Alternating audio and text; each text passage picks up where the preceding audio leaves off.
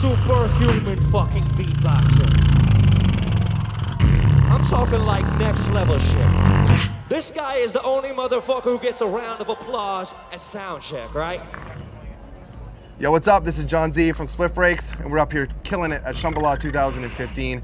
And joining me right now is the 2012 Canadian Beatbox Champion. He was a finalist on Canada's Got Talent, a Scribble Jam Beatbox Champ, and currently the only undefeated beatboxer and king of the dot. Ladies and gentlemen, the one and only Mr. Scott Jackson. How you doing, my friend? Pretty good. How you doing, man? Shambhala! Really well. Make some motherfucking noise for the 2012 National Beatbox Champion, Scott motherfucking Jackson. Come on!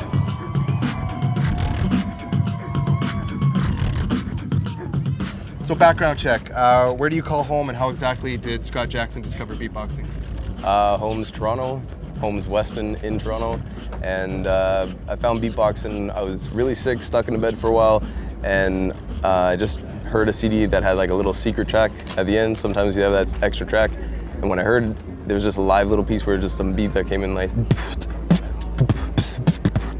kept on playing it back. I realized it was someone's voice and I started mimicking that. And then as soon as I got into it, I found out about like, you know, Rozelle, Dougie Fresh, go down the line, Scratch, all the guys, and started practicing. Wow, so it kind of discovered you in a way also as yeah, well, you know what I mean? Sitting you weren't in really a room looking for a while. It at all, no, right? not it really. Just came onto you. Do you agree with Malcolm Gladwell's quote that it roughly takes 10,000 hours of practice to achieve any mastery in any field? It takes a lot of time, for sure, and I think that it's probably more than that now, considering that there's so many people that do all these different things, and whatever it is that one does, there's a lot more people that have already had that level of achievement behind them and see like, oh, that guy did this stuff before me, now I have to do better than them. Yeah. So it might take, to be a new age master, it might take a lot longer. Have you passed 10,000 hours, you think, of beatboxing? I think I've passed 10,000 hours, but I don't think I'm a master yet. Yeah, well, you do cover a wide range of genres in your performances and routines. So I'm curious, in your opinion, how important is it for a beatboxer to know a lot more about music from all genres instead of, say, just hip-hop, which beatboxing kind of originated in? Just rhythm and like for being able to do a showcase that entertains people and be inspired by a lot of different stuff. Like coming to Shambhala is an amazing time because you get to go and see all these different DJs, their ideas with every song, the new style they come in with, a certain bass, or a new style they come in with, a certain timing and rhythm that comes in, and finding that stuff and being inspired by it. You can do so much more with beatboxing. It's not just like, okay, yo, we need a cypher happening, someone beatbox. It's not that anymore. It's like you can be a full showcase just with beatbox. Do you take home, like when you come to a festival like Shambhala and you go home, do you take away new sounds and concepts for your routines that you never would have necessarily known of beforehand? For sure. Yeah. There's a lot of people that, first of all, I don't know, I'm for sure not knowing everybody that's on the list, and there's so many different people that are just new coming up and you get to see them. And I think this is a really positive space to go and view music too, and like, not view I guess, but hear music and for the first time and get into it and maybe, definitely found inspiration at Shambhala.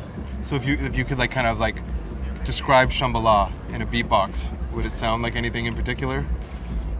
It'd be a long track. Yeah. It'd be a very long track. It's a long weekend. Yeah, it'd be a bunch of different dabbles of different styles of music, and it'd be a bunch of lasers coming from my mouth somehow. Somehow. It will happen. I've seen it before here. I imagine being like kind of a one-man band like yourself, that you've probably found yourself in quite a bunch of different jam ciphers, and you know, you're pretty much a one-man band. So I imagine that the ciphers that you've been a part of or whatever are probably pretty memorable. Do you have any kind of crazy ciphers that you've been a part of, or jams that you can tell us? Yeah, there's been a whole bunch through international beatboxers and different times that I've got to meet the best in the world at what we do, and get to just see how they take it and jam with them and learn stuff from them. But probably one of my most favorite like cypher moments was KRS-One was at Ryerson University, the pub afterwards, and he just came through and he was doing something, and I was beatboxing, and he came on and did a little piece with me, and like at the end of it he said like, just the way he said like, oh, you my friend are a real hip hopper, and I had a beer and I just dropped it, I didn't even mean to, and then that always stuck out to me because that's a nice compliment to get from that gentleman. He embodies like so much of what real hip hop is, right? Just what a compliment to receive from like the grand master of hip hop, you know? Yeah. What I mean? That's dope. Can you talk about the importance of improvised ciphers and freestyling and beatboxing, and the energies that you share when other beatboxers come in and cipher with you and collaborate with you? Is there like talk about improvising with other beatboxers? Improvising with beatboxers is most fun. Yeah. It's just like anybody that does something, it's good to have people that are like-minded together. And oh, you're gonna have guitar players, it's good to go and jam with other guitar players and see how they do stuff and share those ideas. But beatboxing together, there's certain times where you just click that real, like, I don't even know how to explain it, but just that the pieces go like from here and just click in, and you can actually be in the same jam and know that he's gonna go and do this little drop right here, and I'm gonna go and do the same thing, or have that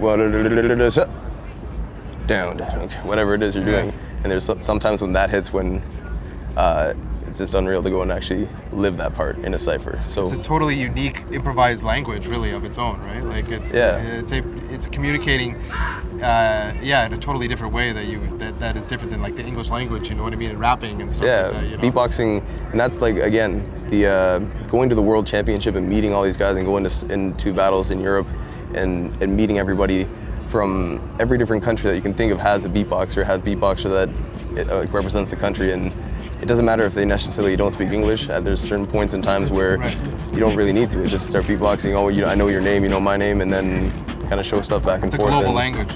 Yeah. What experiences do you take away from attending a festival like Shambhala, and not only as a beatboxer, but just as Scott, the human being? Scott, the human being, as opposed to Matt, the alien? Yeah, exactly. It's always, this is my third year here, and it's always nice to come back. Like, just heard a discussion today, but like, there's so many people that are so unfortunately bad, and like, just bad people, and what's wrong with them? And then you come to somewhere here and you see just a lot of positive people around, and it's crazy to get that reminder, and it's a nice one to get every time I come here. So that's my biggest thing I take away is people are positive. Yeah, it's too bad we're the minority, you know, but like, you know, it's, or so it seems. Anyways, on like, you know, a global image, you know. Yeah, there's a lot of bad things happening right now, unfortunately, yes. But come to Shambhala and there's not a lot of bad things happening here. It's a good times. place. What's one of the most gratifying things that you receive from traveling the world and sharing this art form with people? Pretty much just making people smile, I guess. Like the best part is walking, not even doing a show necessarily, and just walking, seeing some kid or something like that, make a little noise for him and just give him a smile, and it's good. But being able to travel is also to see how other people live and get to experience kind of firsthand what you wouldn't think of a country this way maybe, or you've been told otherwise, and you get to actually go and see it. You're like, oh, I understand. And being from Toronto, where there's so many different types of people, I get to go and see and understand more so what's happening in my own city. Right. So it's really nice to go and actually go there and have some knowledge of where someone else comes from, you know? Okay, cool.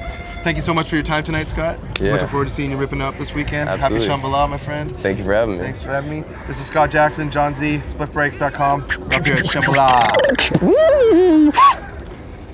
Old school style. Dun, dun, dun, boom,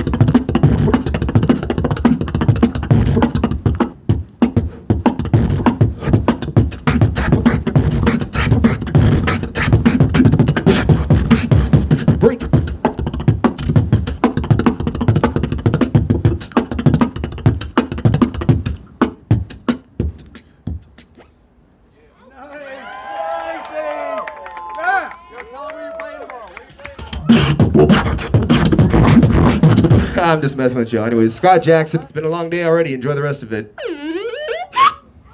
Spliff Breaks.